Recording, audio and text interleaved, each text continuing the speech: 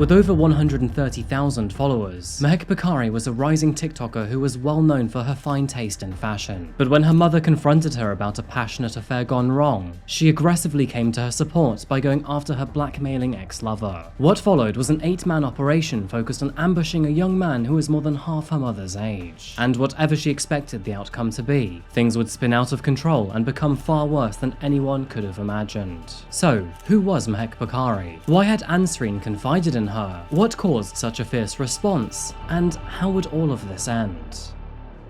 Welcome back to Coffeehouse Crime, folks. My name is Adrian, and today we're looking at the terrible case of Mahek Bukhari. Now, this case gripped the nation of England, and with it wrapping up just a couple of days ago, I'd like to talk about what happened. Coffeehouse Crime is all about true crime, strange and chilling stories, and the best way to support me is by subscribing to the channel. So, if you like to caffeinate while you investigate, or simply like dark and fascinating stories from all across the world, then please hit subscribe now. By the way, you can also catch me in the first hour of these videos going live. Please hit the bell so you don't miss me. We're going to dive straight into this one today, folks, so please grab yourself a coffee, pull up a seat and get ready for the deep dive. This is the case of Mahek Bukhari.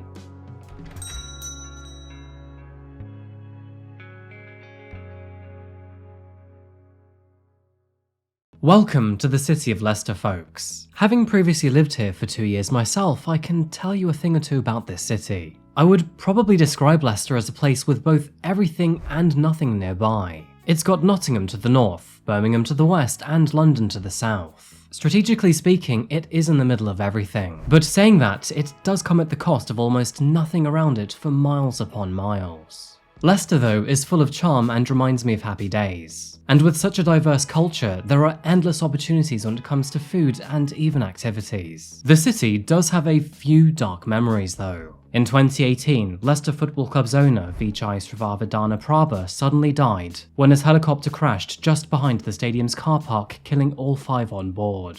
Vichai was an extremely well-respected owner, and this sent waves of shock and sadness throughout the city of Leicester. Incidentally, this happened basically in my backyard, with my apartment just on the other side of the river from the crash site. Leicester is a very comfortable place to be though, and I enjoyed my time living there. Its population continues to grow year on year, and is now home to around 370,000 people. However, on a cold morning in February 2022, the city was horrified to learn of what had unfolded the night prior. Before we get to that though, we must first meet today's subject, and her name is Mahek Bukhari. Mahek lived with a family in Stoke-on-Trent, which can be found about 60 miles northwest and is much smaller in size. Stoke-on-Trent is known for its pottery and its prominence in the ceramic industry, and I think that's just about it. Anyway, it was in the year 1999 that Mahek was born to her mother Ansreen and her father Ali. She was quite popular at school and was well known for a strong sense of fashion. Following a mediocre education, Mahek made the extremely wise and sensible decision to drop out of university so she could focus on becoming a famous TikTok star instead.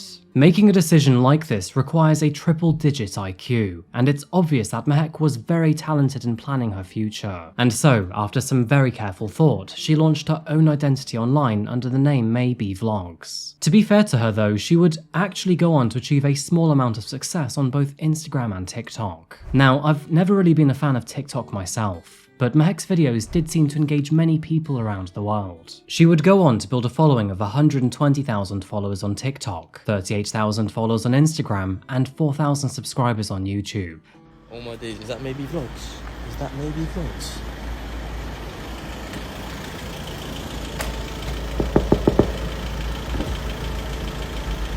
Oh my days, is that Maybe Vlogs, yeah? Yeah, it is.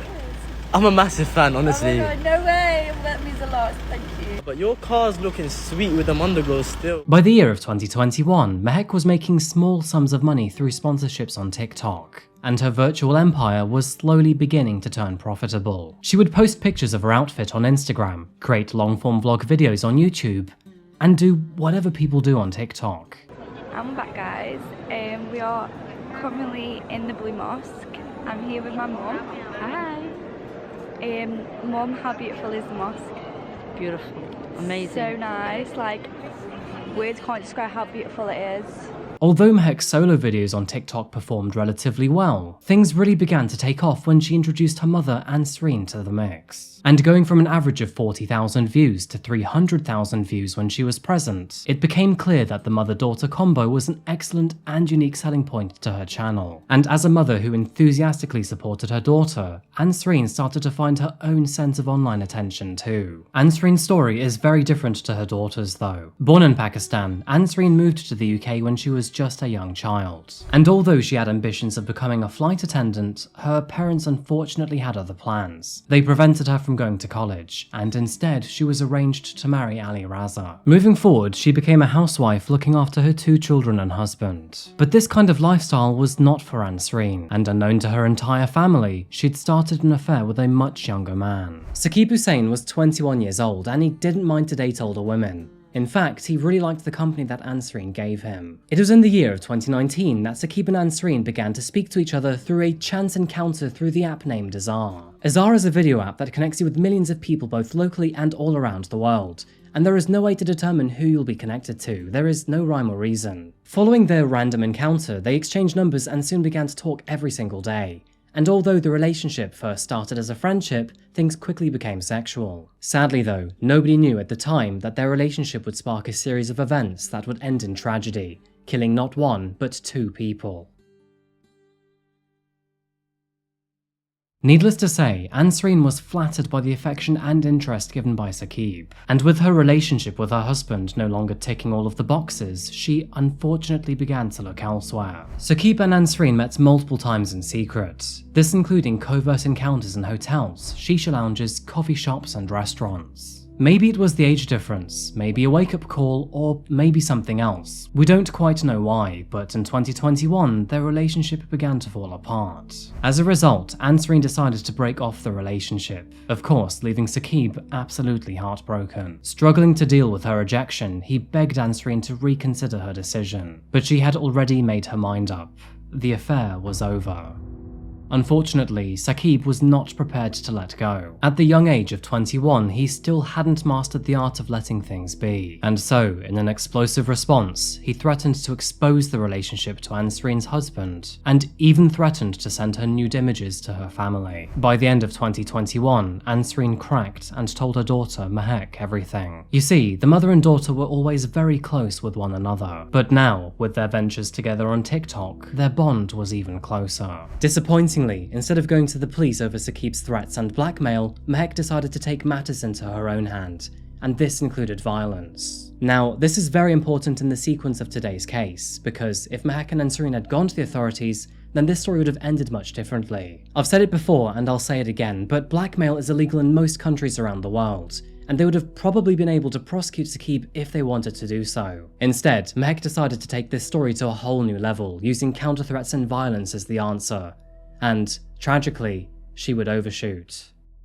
In a desperate bid to help her mother, Mahek turned to a local mechanic and friend, Reckon Karwan. Together, the pair began to plot to lure Saqib to a private car park, where they would then bribe assailants with a prize of £3,000 or $3,800. The reason for this sum of money is because Saqib claimed that he'd spent about £3,000 on Ansreen while they were lovers. And of course, now that the relationship was over, he wanted every penny back. To his surprise, it did look like Mahek had agreed to give him the money back, or at least so he thought. Unknown to him, Rekan had enlisted the help of his best friend, Reis Jamal, as well as Reis's cousin Amir Jamal, and other friends including Sanaf Ghulam Mustafa, Natasha Akhtar, and Mohammed Patel. In the meanwhile, Saqib did agree to meet Ansreen and her daughter so he could collect the money. They planned to meet in a Tesco supermarket car park in the early hours of February the 11th, 2022. There was one problem though, Saqib couldn't drive. In response, he asked his friend Hashim if he was happy to drive him to Leicester and back that night. Now Hashim didn't know anything about what was going on and was totally innocent to the situation, but despite this, he agreed to be there in a time of need for his friend. And so, shortly after midnight, the two drove from Banbury and towards Leicester. There was one other big problem though. At the time, neither of them knew that they were driving straight into a trap. Shortly after 1 AM, Ansreen and Mahek arrived at the arranged meetup in the Tesco car park along with 6 other individuals. Dressed in black and wearing balaclavas, their plan was to ambush Saqib from their own 2 vehicles, one being an Audi TT and the other a Seat Leon. Surveillance footage shows Saqib and Hashim arriving at the car park at around 1:17 AM in a Skoda Fabia. Things immediately didn't feel right though. They noticed that there was not 1 but 2 vehicles waiting for them. This information seemed to be concerning at best, and so Saqib and Hashim made the sensible decision to flee the area and abandon the pickup. 2 minutes later, the surveillance camera captures the Seat Leon and the Audi TT also leaving the car park in hot pursuit of Saqib. Another surveillance camera shows the Skoda being followed by the Seat and the Audi in Leicester. Investigations would later reveal that calls had been made between Saqib and Mahek during this time frame. Over the following seconds, Saqib and Hashim made their way around the roundabout several more times, with the situation becoming more frantic each time. As you can see, all vehicles became faster and even went through a red light. Shortly after this, all 3 cars were then captured travelling along Troon Way and the A607 in Leicester. It was during this moment that Saqib called 999. In the call, Saqib told the operator, "There are guys following me. They have balaclavas on. They're trying to ram me off the road. They're trying to kill me. I'm going to die. Please sir, I just need help. They're hitting the back of the car really fast. Please, I'm begging you. I'm going to die." Following several seconds of silence, Saqib screamed before the call was suddenly cut short. It was at that moment that the Skoda Fabia had tragically crashed. The authorities soon received reports of a car that was on fire by the A46. Leicestershire Fire and Rescue Services were also called, and when the fire was put out, officers devastatingly found 2 bodies inside. The bodies were later identified to be Saqib and Hashim. Investigators concluded that the vehicle had smashed into the barrier of the central reservation before then colliding with a tree. The impact of the collision was so severe that the vehicle had split into 2 and the engine had detached from the car. It is certain that both men died immediately, even before the vehicle was set ablaze. As police carried out inquiries into the collision, it quickly became apparent that the deaths of these 2 men were not a tragic accident. The collision was immediately linked to a 999 call that Saqib had made in the lead up to the crash, in which he told the operator that he and his friend were being followed by 2 vehicles. The Bukharis and their gang fled the scene immediately. A tracker fitted on the Audi TT, which actually was a hire car, confirmed that the vehicle had surpassed speeds of more than 100 miles per hour during the chase. In addition to this, the speed of the Skoda at the time of the collision was estimated at being around 80 miles per hour. After the incident and further along the A46, a surveillance camera captured 2 of the gang getting out of the car, inspecting it for damage, and then getting back in. They then travelled back to Leicester to lay low, and on their way back, they drove past the burning wreckage. Mahek then took over as the driver of the Audi, and Natasha took the Seat. Home surveillance footage shows the gang then walking through Leicester during the early hours of the morning, and mobile phone data shows calls and messages being exchanged between all 8 defendants. The group then decided to disperse. Natasha, who was the registered owner of the Seat, began her journey back home to Birmingham, while the Bukharis then headed north back to Stoke-on-Trent. Meanwhile, Leicestershire police knew something that the group did not. Saqib's 999 call had been passed on to detectives, and in this call, he shared the license plates of all other vehicles involved. With this information, officers began to review all the local cameras that could automatically detect number plates. And after sending out an alert, 2 officers in the West Midlands spotted Natasha's Seat. As the report of a collision quickly turned into a double murder, police officers worked overtime to find those responsible as quickly as possible. They were extremely reactive to the evidence available, and not even 10 hours after the tragedy, Mahek and Ansreen found multiple officers at their front door. Bodycam footage shows them lying to police about their whereabouts. She told the officers that they had travelled to Nottingham during the evening, but her lies were not enough to convince them, because she found herself in handcuffs just several minutes later. Me and May went. No, yeah, we were. Where was that? So we stayed here, and then we went straight to Nottingham. Right. Okay. In the Audi. Yes. Audi, yeah. Right. Following the seizure of the Seat Leon and the Audi TT, the forensic collision investigator found damage to the front of the Seat Leon, which was consistent with colliding with the rear of the Skoda Fabia. A wheel brace was found in the boot of the Audi TT and a curved metal tool in the driver's seat of the Seat Leon, both of which are believed to have been deliberately taken to assault Saqib. While being interviewed in custody, Mahek continued to lie about where she was on the night Saqib and Hashim were murdered. But when the police played Saqib's 999 call, she seemed to be rather surprised that they knew. But instead of giving up, she decided to break down in tears, confessing that Saqib was a liar and often manipulated events, saying that I'm just going to let this video roll for a while. There's a car that's coming on the right hand side, a Seat Leon, don't know the model or anything, but it was blue, come straight down, no speed, nothing, normal on the right hand side. We were always on the left hand side. This right hand side car's come now, the Leon, the blue one, has come straight next to me and come right in front of me, not very close. I've always said to myself, I'm a very good driver when it comes to this. I've been driving for 5 years, 45 years, and I've said to myself, always keep a 2 to 3 second rule gap, always, when I've said to myself, always done that. So this car's come not close, I've always braked. So I was doing 60, it was 70, I think it was 70 on the dual carriage or 60, I was doing 50 straight away, went back, went to 50 to 60, went back. This car didn't do anything to me. I don't know who, just a normal car going on the right to the left. The silver car, I don't know which brand it was, model, it's come zooming down. I've kept this 2 to 3 second rule gap, and the blue Leon's in front, I'm at the back.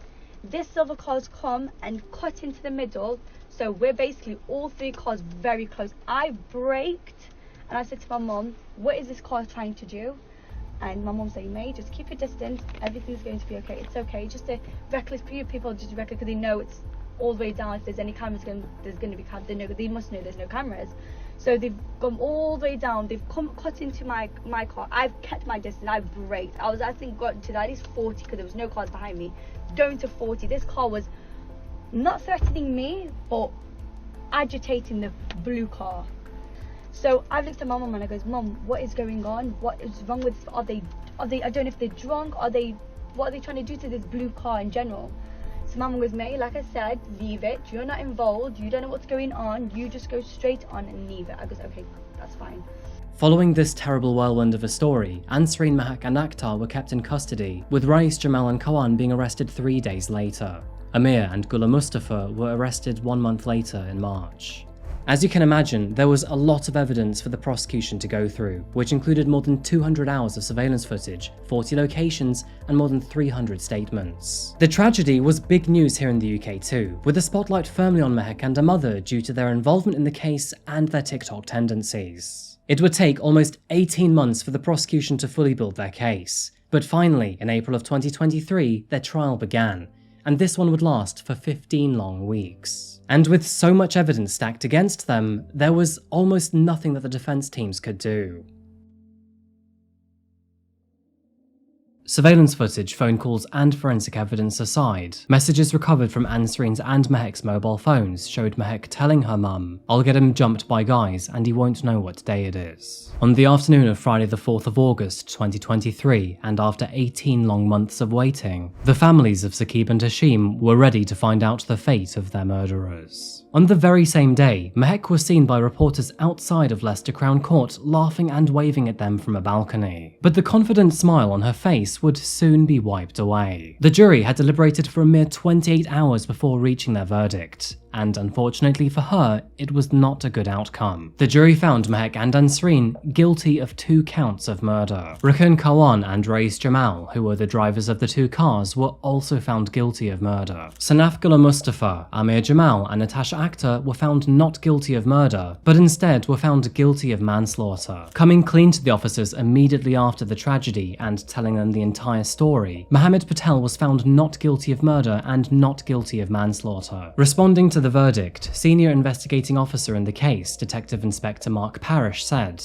"This was a callous and cold-blooded attack which ultimately cost 2 men their lives." After setting Sadiq and Hashim up, chasing them at a high speed, and then ultimately ramming their car off the road, none of the defendants made any attempt to help the victims or to call for help. Instead, they drove on and then even drove back past the collision site, and still no one attempted to offer any help. As a result of their actions, Mahek Bukhari was sentenced to life in prison with a minimum of 31 years and 8 months. And as for her mother, she was sentenced to life in prison with a minimum of 26 years and 9 months. Now, Rais received 31 to life, but was later given 5 extra years after he was found guilty of assaulting a woman. Rekan received 26 to life. After being found guilty of manslaughter, Sanaf, Amir and Natasha received 14, 14 and 11 years respectively. Following the verdicts, Saqib's family said, "Saqib was a much-loved young man who was kind, compassionate, caring and sensible. We are shattered by this senseless act, and are still struggling to come to terms with the enormity of our loss." Saqib's death has brought so much sadness, not just to his family, but to the many people who knew him. We have hope and confidence that Saqib has found eternal rest with our Lord, and that we will get to be with him again when we pass. We also pray that no family will have to go through our experience. Hashim's relatives said he was the superstar of their family, and their world had come crashing down after his death. In a statement, they said,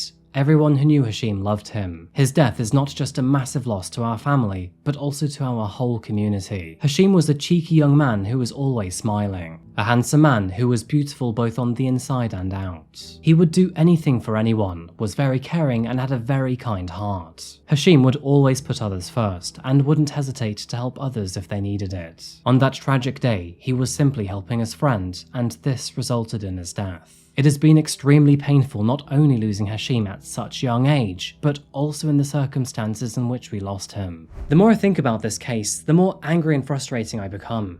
Because, at the end of the day, 2 men lost their lives for almost no reason at all. I understand the predicament that Ansreen was in, but resorting to violence over your own mistakes is totally the wrong way to go. What really gets me is that out of all 8 people that decided to go ahead with this crime, not one of them stopped to think that this could end terribly. They all decided to go ahead with it. To make matters worse, Hashim was entirely innocent on this case. He was simply there to help Saqib in his time of need, and as a direct result of his kindness, he lost his life. As of today, Mahek's profiles are still online for the world to gawk over. Who knows if YouTube, TikTok or Instagram will ever take them down, but at least for now, they are all still available. They are an ugly reminder to the world of Mahek's ugly existence, and a virtual gravestone for a woman who is now behind bars. Meanwhile, the lives of Saqib and Hashim, lives that were lived offline more than online, are much harder to find. I sincerely hope that their families will find closure in the future. And yeah, I think that pretty much covers our case today, folks. I don't think I've missed anything here. On that note, thank you so much for being here today, folks, and thank you so much for watching. I really do appreciate it. Before we go today, though, what do you think about this case? Do you think that Mahek and Ansreen got the sentences they deserved? And to add to that, do you think that Saqib was entirely innocent? As always, please share what you think in the comment section down below. I really do appreciate your thoughts. Just a quick note, by the way, but in the coming weeks, you'll see more stories that aren't just typical true crime. Things like tragedies, disasters, and outright weird stories. Quite frankly though, I can't wait to share these stories with you. Honestly, some of them are just so insanely interesting. Anyway folks, that marks the end of today's video. Thank you so much for watching, and if you haven't yet, please consider subscribing. I'll see you again in a couple days folks, but until that moment arrives, remember to look after yourself, look after each other, and of course, stay safe. Thank you, and goodbye.